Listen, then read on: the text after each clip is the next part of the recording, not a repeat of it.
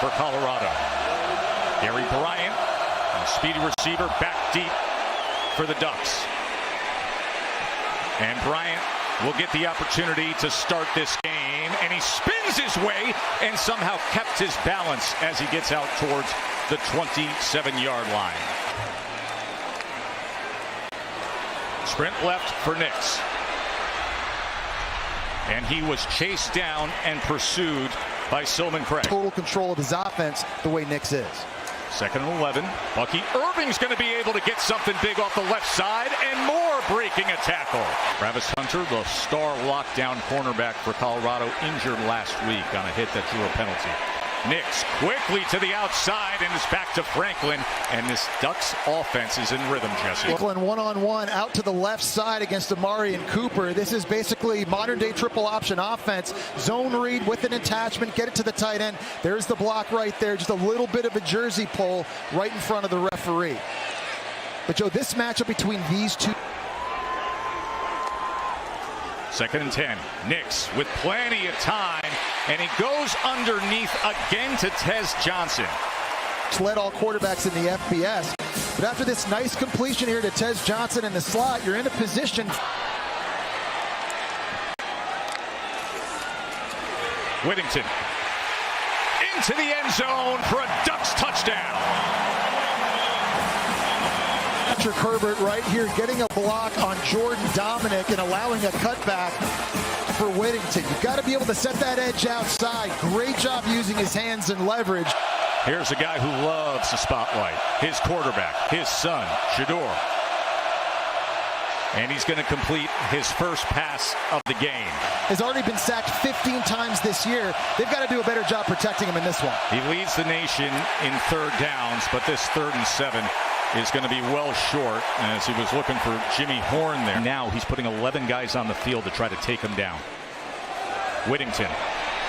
Well blocked for Noah Whittington, and another chunk play for Oregon. Shiloh Sanders, it's a Coach Prime's other son, with the tackle. Orbit motion from Franklin. Irving stacked up, trying to break free, kept his balance somehow, and fights his way to the 5-yard line. So 1st and goal, loaded backfield with Bo Nix. Nix, quarterback run, and then a throw, and then getting into the end zone is Casey Kelly. But this is what happened moments ago. Yeah, great job, an individual effort by Bo Nix, fighting off the tackle, finding Casey Kelly for the score, and it's all Ducks early, 14-0, 13-0. Gonna take a shot downfield and nearly intercepted as he was looking for Weaver, but Kyrie Jackson had excellent coverage. But the top off of defenses, but look at the 6'3" Alabama transfer.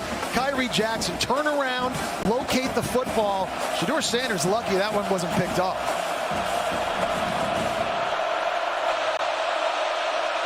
Second and 10. Shedeur backing up. That was tipped at the line of scrimmage as that defensive line came. Obvious passing situation. This is where the offensive line's been compromised, but they drop 8 against it, and staying in front of Weaver, they're able to secure him after just a gain of 3.5 yards for Ross James. And they are going to fake it, and it is going to work out. Would you look at this? That was from their own 17-yard line as they fake it with Casey Rogers, the big 300-pound defensive tackle. Dan Lanning pulls that out. Look at this. Everybody from Colorado is looking at the punter who's rolling out to the right. Not just eye candy on offense, eye candy on special teams. Great selling job by the punter, like it went over his head. 3rd down and 9. Nix with time, shallow cross, goes underneath, and Franklin, another flag at the end of that play as Franklin gets enough for the 1st down. Probably a face mask at the end of this play to Troy Franklin. Irving splitting defenders and getting it all back and more. 1st down, Ducks. Travis Jay, the Florida State transfer who's missed time with a knee injury, out to his left, down here one-on-one. 3rd and 2, Nix to the end zone, and it's into the arms of Troy Franklin. Touchdown, Oregon. The 6'3" receiver running a fade route. Look at the speed off of the ball. And Travis Jay's 6'2" himself. He has good size. You see that diamond formation here on the 2-point conversion. Nix goes to the other side and gets it to Franklin. Empty set for Shedeur. As time before that happens, eventually it closed down, and it was the transfer from the SEC. And a crowd cascading with a roar in his face. Backed up again. This offensive line is such a struggle, and diving for the attempt at an interception on the sideline. Look at the effort here on the end. Stretching out Hill. Longtime equipment manager Kenny Farr came up with the idea. Dan Lanning says he loves the concept because he can tell who's working hard based on the colors changing on the field. Exactly. Can't get away with it. Oh, there's an interception as Colorado's Jaquez Robinson gets the much-needed turnover. And that is the first Oregon turnover of the season. Alabama transfer Robinson coming off of a hamstring injury, doing a great job locating the ball. Yeah, he's a guy that has to step up for this offense with no Travis Hunter out there. Here's tempo. Sanders tackled, sacked.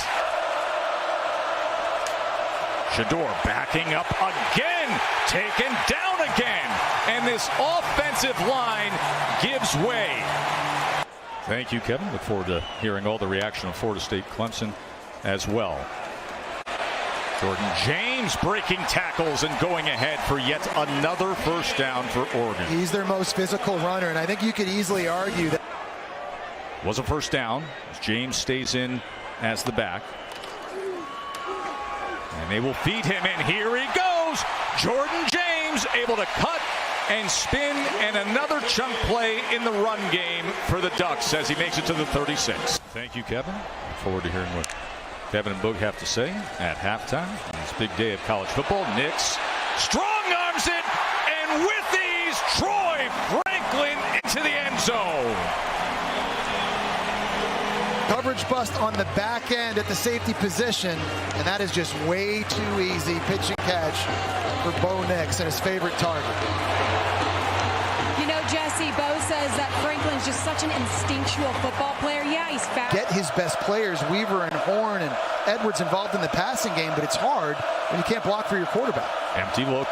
Shedeur, shallow cross. He goes back to Weaver. And Weaver is tracked down. 3rd and 6. Four-man rush. Shedeur spins out of it. Another man in his face and sacked again. That's the 4th time. Here, you've got to kick out. I mean, you just can't let him take a straight beeline down the median and get to the quarterback. You've got to create separation between him and the Qs. How much emotionally did Colorado have left in the tank coming into this game? Bo Nix, after a timeout was used, as he goes right back to Troy Franklin. He's got another one-on-one up here with Amarian Cooper, his best receiver. He's going to run it. Nix inside the 5 and inside the end zone.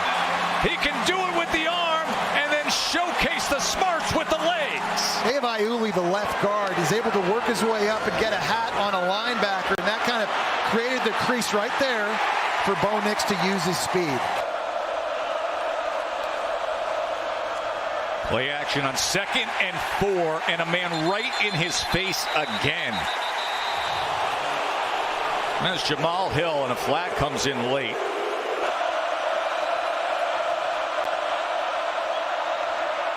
Third down and 3. Wilkerson out of the backfield. That'll give the Buffs a first down, depending on the flag that is all the way back.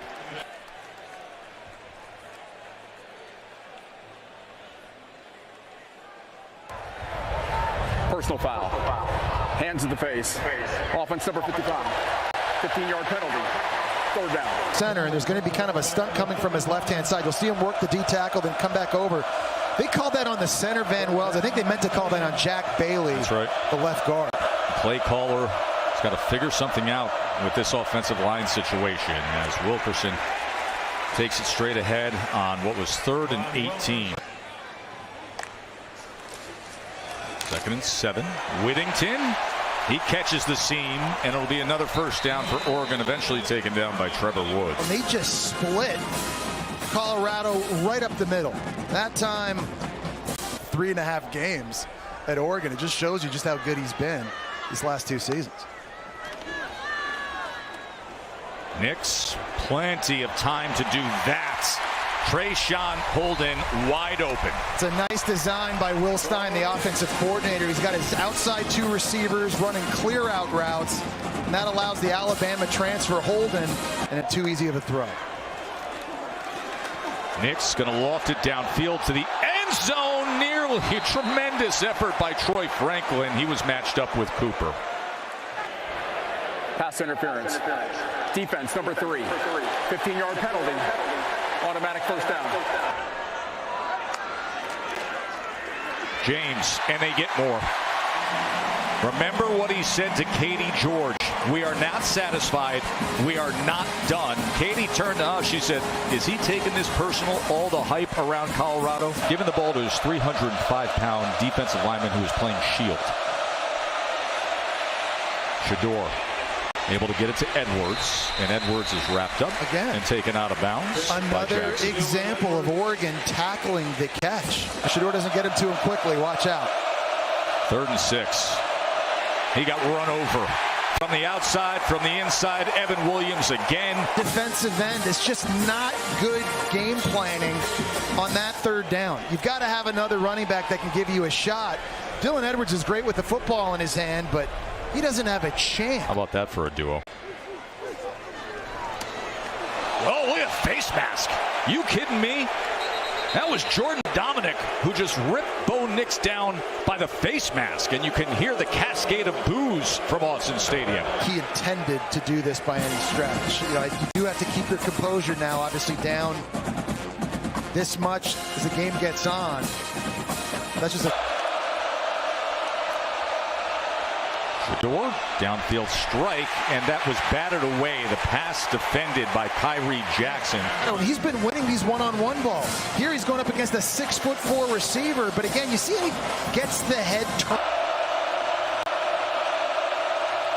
Shador on 3rd and 15 gets the strike, and Weaver rewards him with the first down. Just getting it to his receiver early here. Hitch, get it out, and when you get it to him quickly, Oregon answered the bell. And something very unique when it comes to the perception and the attention this week. 3rd and 19 as Shador is going to run for it, and he's able to find that seam out to the right and get the first down. They said, I'm sorry, do you not realize who they're playing?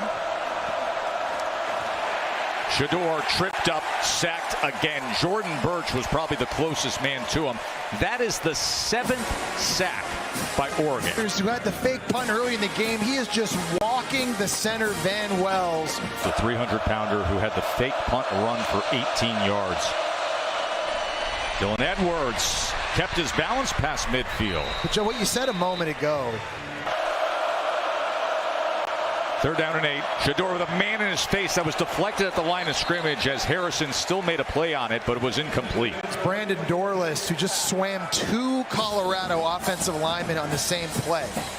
It sort of correspond with Horn and Weaver to be more dynamic for Sean Lewis. Quickly out to Tavarish Dawson, about all passing time. Okay. 2nd and 5. Shador. He's just going to go ahead and get it past midfield. Shador got to have it quickly to the outside and gets it with Weaver and Moore as he cuts back before being taken down. It'll be 1st and goal, Colorado. Shador Sanders looking and finding Harrison. So you can forget the shutout. Colorado shows a little something late. Fake the pitch the wrong way. Cavassier Smoke's going that way, and they're going to get Harrison sneak back across the other way. But you see, Shador kind of fake pitches to the left where nobody is.